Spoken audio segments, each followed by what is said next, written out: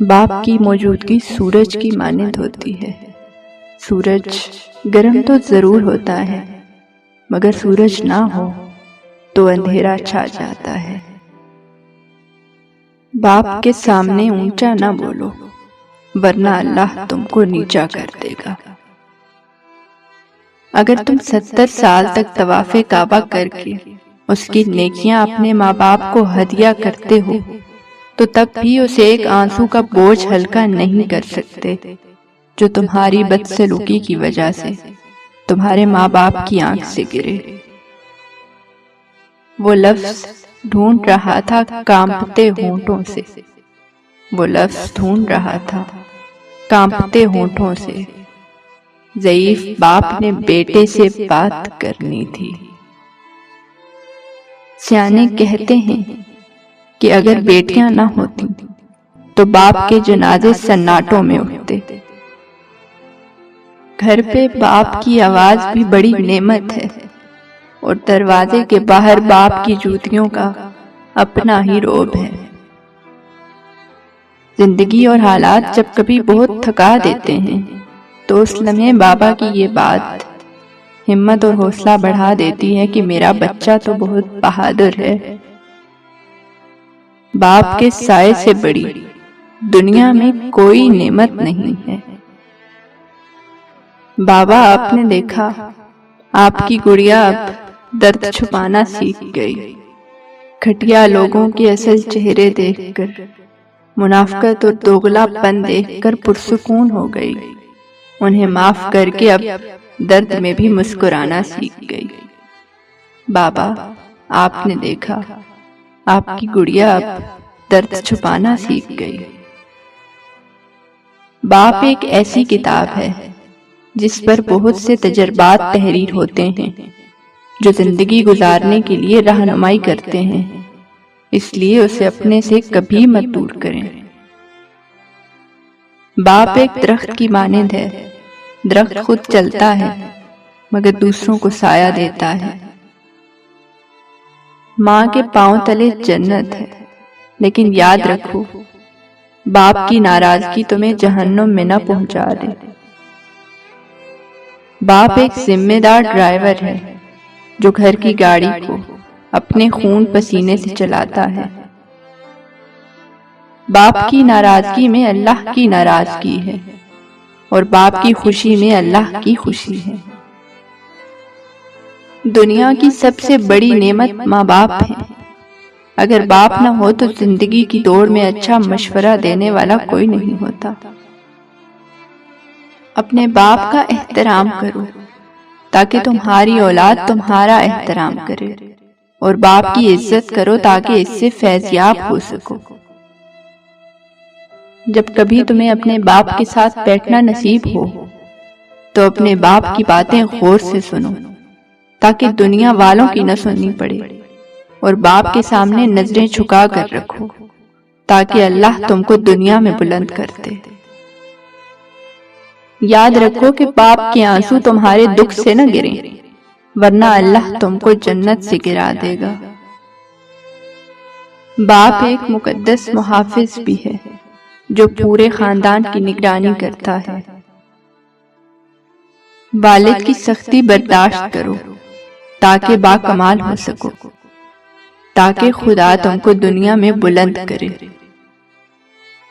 کبھی وقت ملے تو اپنے والدین کے چہروں کی طرف دیکھنا، آپ کو پتہ چلے گا کہ آپ کا مستقبل بناتے بناتے وہ خود کتنا ٹوٹ گئے ہیں۔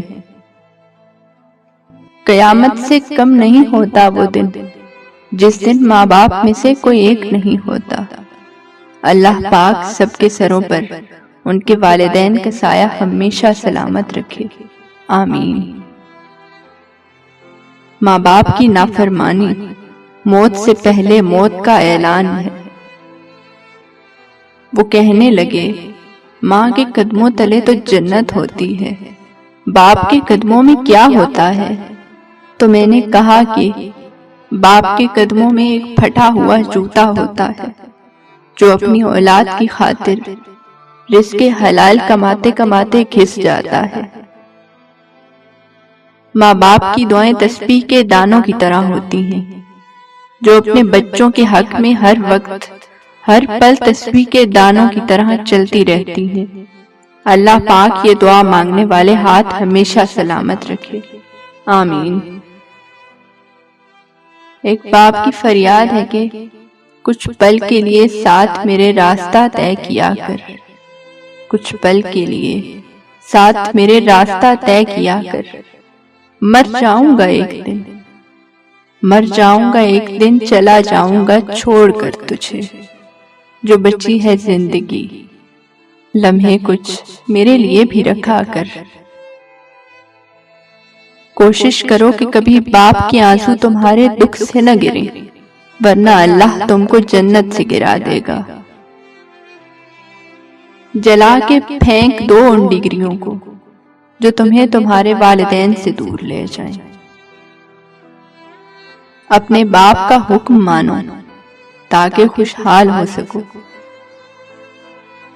زندگی کی کہانی کا سب سے مشکل کردار باپ ہے، اور یہ ذمہ داری باپ کے سوا کوئی نہیں نبھا سکتا۔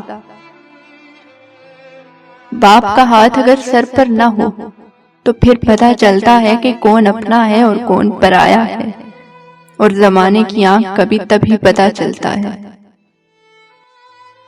باپ کی اپنے بچوں کے حق میں کی گئی دعا سیدھی اللہ پاک تک جاتی ہے۔ والد ایک کتاب ہے جس پر زندگی کے تجربات تحریر ہوتے ہیں۔ انسان عمر سے نہیں، فکر سے بوڑھا ہوتا ہے۔ والد کی موت کمر توڑ دیتی ہے، کیونکہ دنیا میں وہی سب سے بڑا آپ کا حامی ہوتا ہے۔